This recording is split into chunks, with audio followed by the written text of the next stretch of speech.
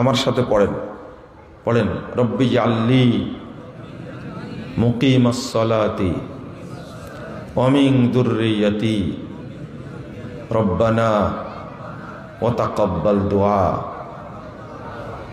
এই দোয়াটি যদি আপনি পড়েন, সেজদায় পড়বেন, এমনি হাত তুলে পড়বেন, বলতে থাকবেন আল্লাহকে, তাহলে আপনিও সময় মতো সালাত পড়বেন, আপনার কোনো সন্তান পরিবারের কেউ বেনামাজি থাকবে না ইনশাআল্লাহ। দোয়াটা পড়বেন, সব সময় পড়তে থাকবেন। এক ওয়াক্ত সালাত ছুটে গেলে কাফের হয়ে যায়, আর পড়ে না কত বছর যাবত। আস্তাগফিরুল্লাহ। অনুরোধ করব, দাবি জানাবো, যারা সালাত আদায় করেন তারা রাসূলের তরিকায় সালাত আদায় করবেন। বলেন ইনশাআল্লাহ। সবাই বলেন তো, হাত তুলেন, হাত তুলেন। আল্লাহ তুমি আমাদেরকে তৌফিক দান করো, আমিন।